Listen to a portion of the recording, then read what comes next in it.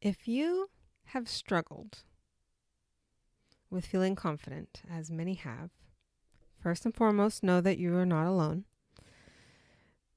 And second, know that I am here to help.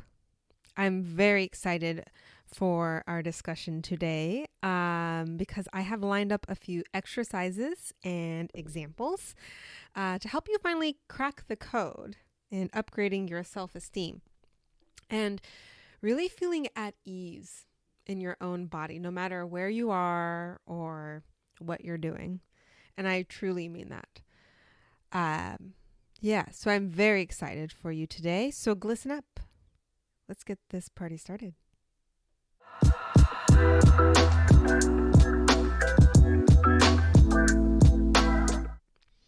Hello, lovely. My name is Taylor Marie. I'm your personal glow up coach. If you are new to my work, I specialize in helping women struggling with anxiety and overwhelm with their health, their careers, their relationships, what have you. I help them become their best, most confident selves. Essentially, if you want to get healthy, wealthy, and hot in the next 90 days, I am your gal. Okay, so the first thing I want to say is I am not a licensed mental health care professional. So if you are struggling with your mental health and your self-esteem is taking a hit because of it, I highly recommend you find a therapist to talk with.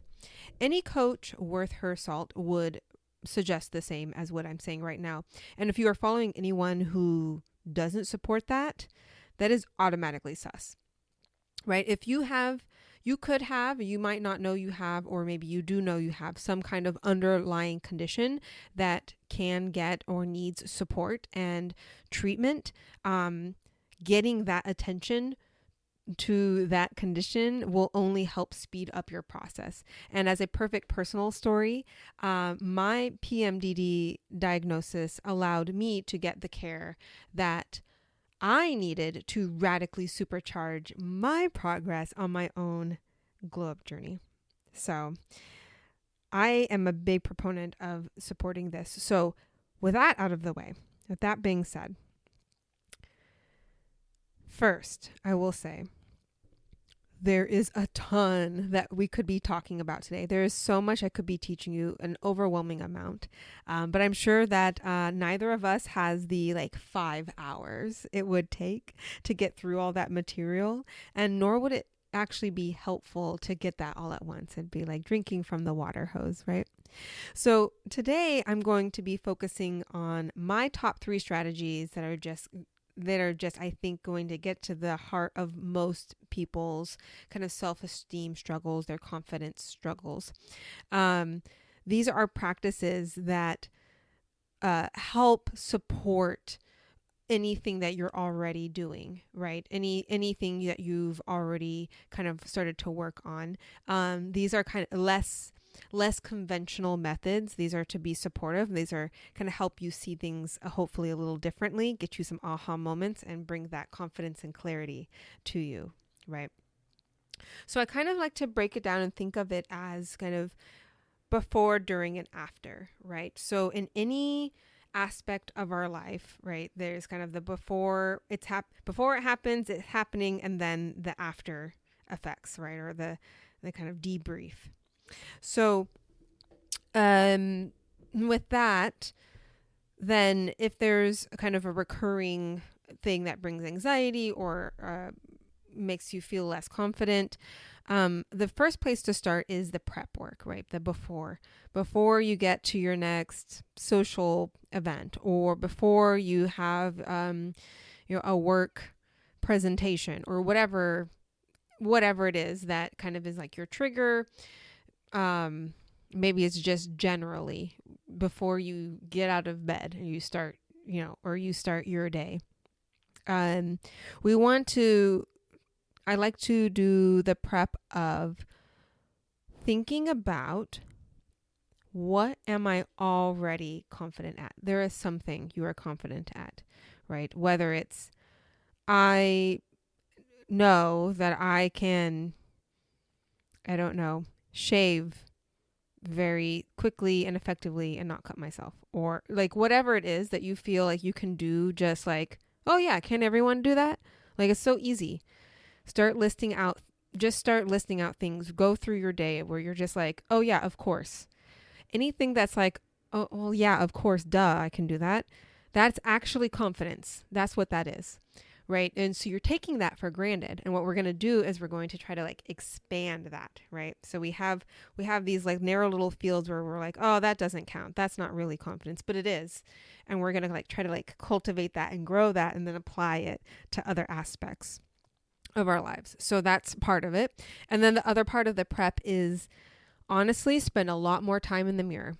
Honey, you need to be really intimate with yourself in the mirror. Talk to yourself, look at yourself from lots of angles, play in the mirror, get used to seeing yourself in the mirror and how others see you without picking, without judging, right? Your job, right? Your homework is to be able to let go of the judgments, right? Get used to seeing yourself in the mirror, seeing how other people see you, and getting to the point where you really truly enjoy that. So when you first start, you're going to hear a lot of negativity, a lot of self-talk, a lot of things that other people have told you. And as those thoughts come up, you need to just dismantle it by asking, is that really true? Is that something someone told me once, someone else's opinion? Now they don't even care, they don't even remember saying anything. Or is that true as gravity? Is that as the true as, as true as any law of physics, right? If it's not that like in stone true, then that means that it's just someone's opinion, right? And that means there's wiggle room. There's some way that we can kind of wedge that open and turn it into something at least neutral, if not positive, down the road. So it's kind of this is what's called a thought ladder, is you want to go from something you believe to something that you also could believe that is slightly more positive, right? You don't want to go from, oh, I think my tummy is too flabby, to I have the hottest tummy on earth. That's too far of a leap for your brain. Your brain is going to call BS. But your brain is also like a proof finding machine. So once you find something you can believe, you can start talking to yourself and asking yourself questions to make it find more proof. So this is kind of what I call, I've learned this is called affirmations. So cool. So you start asking your brain questions. You start asking your brain to tell you why your new belief is true. So how this looks is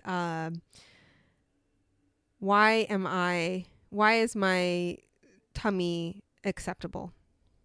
Right. So let's say you think you have a flabby tummy. We're going with this example.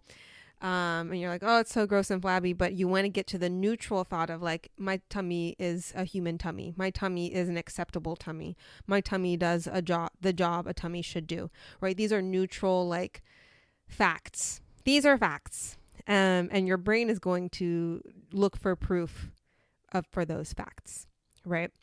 So ask it like, why is it this neutral fact? Like, why is it, a useful tummy? Why is it an acceptable tummy, right? And your brain is going to try to come up with solutions. It's going to be like, oh, I got to answer that. It's because other people have tummies like that, or whatever. So your brain is going to start going this way. Use this technique until you go, oh, each day you go, yeah, that's a tummy. And you don't go, oh, gross. You're going to notice you start being a little bit more neutral. Then you're going to be like, why is my tummy kind of cute? Right? And you're going to go to the next step. So whatever it is, when you are looking at yourself, you're like, oh, my hands are so awkward, or my eyes are so weird, or whatever it is that you see, is whatever negative, or it's someone else's voice. Use that. It's the thought ladder plus the mirror talk. You just get really used to seeing yourself. And suddenly over time, you're going to think, wow, I'm just a human in the world. Why was I so worried about it? So you will get there. Definitely do that prep, but it will take time. So the next step, so whatever is kind of like a trigger for you, we want to learn and practice responding rather than reacting, right? So in order to do this, the best way to practice this is wait longer when others speak. And also when you speak, make a gap. So you're going to basically practice non-reaction, right? Practice like an alien watching from, watching from space. Like, whoa, what's happening there? They can just, like, we don't know that they're watching us. So it's just kind of like, there's no reaction. We don't recognize any reaction. So kind of respond like that. So there's like a big space where you can consider how you want to respond. How do you want to be seen? How do you want to feel? How do you want the other person to feel? And you can sit in that silence. And giving yourself that time and the other people time to respond also helps you self-regulate, like your emotions, right? It gives them also time to process what you have said. When we are worried about predicting what another person will say or feel as a response to us, we actually rob ourselves of the ability to respond thoughtfully, and rob the other person of the ability to really soak in and absorb what you said. This goes back to my idea of, like, honestly, we all need to be slowing the heck down. We need to be slowing down and really considering how we respond and how we listen. And it's going to make it a lot easier, I think, as well, for people who struggle with feeling confident grow and be able to test and practice and not feel like they're constantly behind, or like they're trying to like review notes in their head and think of what to do in like real time, really fast, and keep up with the conversation. It's a mess. So take control for yourself and slow down. And if people keep rushing past, that's on them. Right. So don't own that. Like, that's probably their nervous tick or their habit or what have you. So learning to respond rather than react gives you the power. And when you feel powerful, you feel confident, right? So you have the power of deciding how you want to act in a certain moment, and you don't have to worry about doing something embarrassing or without thinking. Give yourself permission and practice the time of thinking. Give yourself 3 to 5 seconds after every time someone speaks or pauses, or after you speak, and let that rest. Get cozy with that, with people you're comfortable with, and then start expanding that. And you'll start being able to sit in your body and feel what you actually want. It's a really beautiful feeling. So, the third step after you've like responded, you've handled whatever the situation is that you needed to handle, that sometimes you don't feel as confident as you wish, then it's time to reflect. And what we need to do is, for one, celebrate that we got through it. Celebrate whatever you did do right. Look back, and anything, like, you did it even though it was scary. You practiced responding instead of reacting at least one time. Like, whatever it is, like, you need to celebrate this. We need to reward that part of you that is making progress. Minor interruption there. But we essentially need to remember that we need to celebrate our baby steps so that we can continue to grow and grow and grow. If you truly wish to become a more confident person, you have to be willing to celebrate, those wins and those changes. And then when things don't go well, be able to reframe. So practice the art of reframing, of looking at it and you're like, oh, I really hated when I did this embarrassing thing, or I always do that, or I did that habit again that I hate, or whatever. Reframe and give yourself a lot of compassion of, like, well, you've had that habit for a long time. It's kept you feeling comfortable, or there was only so much you can do in that certain situation, and frame things as a way of like, that was a great way for me to practice, or that is a great note for me to try to remember for next time. And I'm grateful for the opportunity to grow my own confidence, what have you. So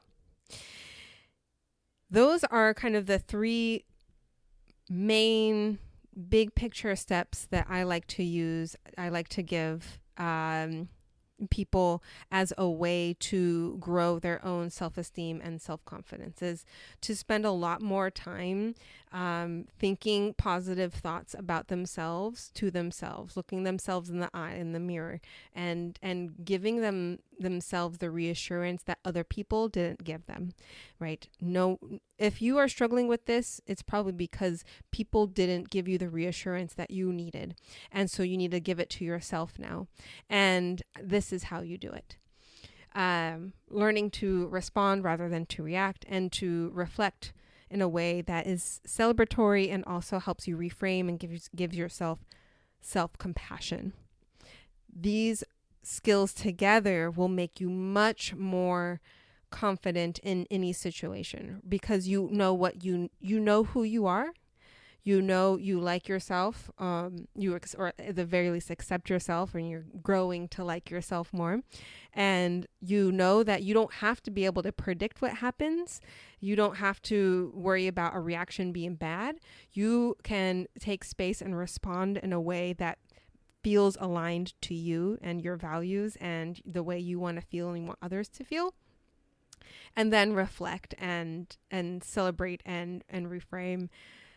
These practices at the end of the day are all trying to fuel the idea of you like yourself, right? The formula for confidence, if I had to put into a formula, the formula for confidence is liking yourself no matter what, no matter the situation, plus feeling competent in a given situation, right? That equals confidence. So if you're curious about diving deeper into this topic, getting personalized coaching on this topic, feel free to reach out to me, follow the link on the page to my coaching calendar. We'll set something up. And I have some exciting news. I'm very excited about this. I'm now working on a free glow up blueprint that is based on what I use with my coaching clients. It's the framework that I base my coaching off of, and I base all of the exercises and things off of, to help create a personalized plan for them. So if you are interested in getting that when it's ready, send me a direct message or an email, and I'll make sure I get that out to you as soon as it's ready. With that, thank you so much for being here with me today. I love chatting with you. It's so much fun. I get a kick out of it. I love being able to share all the things that help me and others, and be able to hopefully help you. And I love hearing from you. So thank you as always for your time. And I look forward to talking with you and chatting with you very, very soon. Bye.